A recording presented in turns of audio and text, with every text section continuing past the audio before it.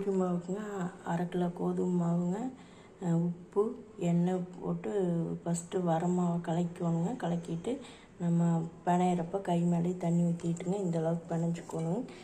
பிணையிறப்போ நம்ம தண்ணி நம்ம கை மேலே ஊற்றிட்டு, ரொம்ப தண்ணி அதிகமாகிடுச்சுன்னா கடைசியில் பிசு பிசுன்னு நம்ம கையில் ஒட்டுச்சுனாங்க நம்ம மேலே வந்து கொஞ்சம் வரமாவு தூவிக்கலாங்க. இது கரெக்டாக இருக்குங்க. நம்ம பூரிக்கு வந்து பிணைஞ்சோன்னே சுடலாங்க. சப்பாத்திக்கு ஊறினா கொஞ்சம் ஒரு 1/2 மணி நேரம் ஊறினா நல்லா மிருதாக வரும். பூரிக்கு வந்து பிணைஞ்சோன்னே இதை நம்ம செஞ்சோம்னா நமக்கு சுட்டோம்னா எண்ணெய் குடிக்காதுங்க. இப்போ எப்படி உருண்டை பிடிக்கிறதுன்னு காட்டுறேங்க. நம்ம கை வலிச்சுன்னா இப்படி கையை இப்படி வச்சு இப்படி அமுத்திக்கலாங்க. இப்படி ரவுண்டாக அமுத்திட்டுங்க ஃபஸ்ட்டே பிணைஞ்சி வச்சுட்டேங்க. இப்போ காட்டுறதுக்கு வேண்டி இந்த மாதிரி இது பண்ணிங்க நம்ம கொழுக்கட்டை மாதிரி பிடிச்சிங்க நம்ம உருண்டை பண்ணிக்கலாங்க. இப்போ இந்த இடத்துல வச்சு நம்ம காட்டுறேங்க.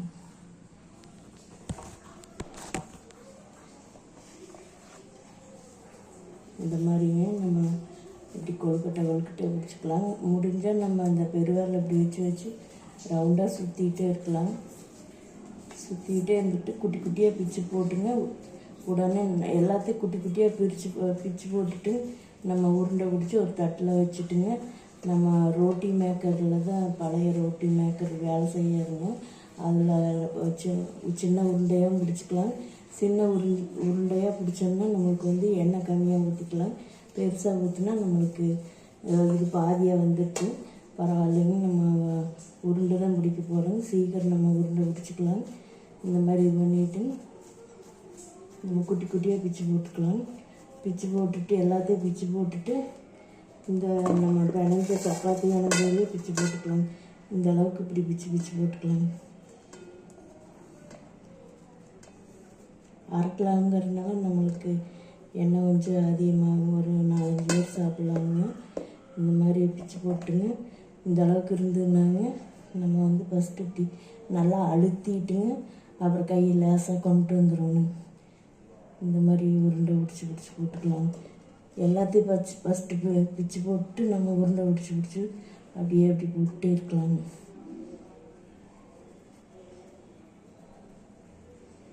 ஈஸியாக இருக்குங்க. நம்ம ஃபுல்லாக எல்லாத்தையுமே பிச்சு போட்டுருவோம். பிச்சு போட்டு கடகடன்னு நம்ம ஒரு அமுத்தி உருண்டை பிடிச்சிட்டு அப்படியே லேசாக மேலே கொண்டு வந்துடணும்.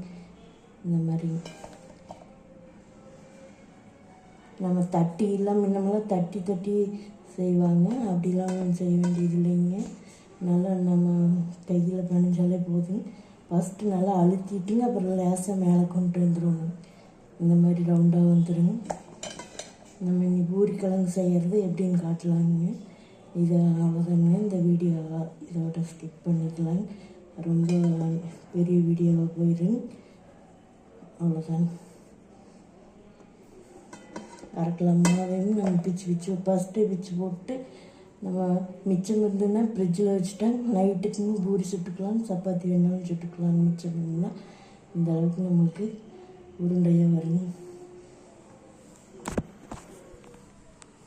இந்த அளவுக்கு நம்மளுக்கு உருண்டை பிடிச்சிருக்குறாங்க. இன்னும் இவ்வளோ மாவு இருக்குங்க. இதையும் உருட்டி போட்டுட்டுங்க நம்ம பூரி சுடுறப்போ காட்டலாம். அடுத்தது வந்து நம்ம இது உருட்டி வச்சுட்டுங்க ஃபஸ்ட்டு நம்ம உருளைக்கிழங்கு மேல் தோல் சீவிட்டு கட் பண்ணி தண்ணி மூழ்கிற அளவுக்கு ஊற்றிங்க.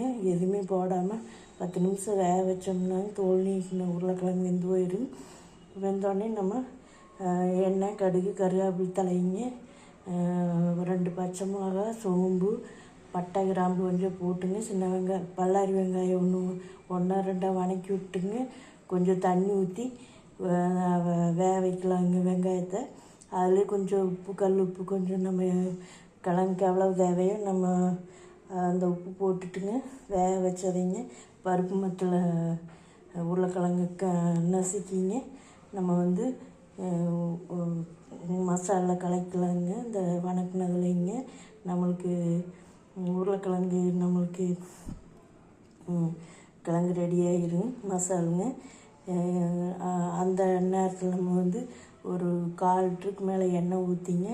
கொஞ்சம் ஒரு 5 நிமிஷம் கொஞ்சம் சூடு பண்ணிங்க. எண்ணெய் லேசாக அதிக புகை வரக்கூடாதுங்க. கொஞ்சம் சூடான முன்னாடிங்க நம்ம பூரிக்கட்டையில் வச்சு தேய்ச்சி போடலாங்க.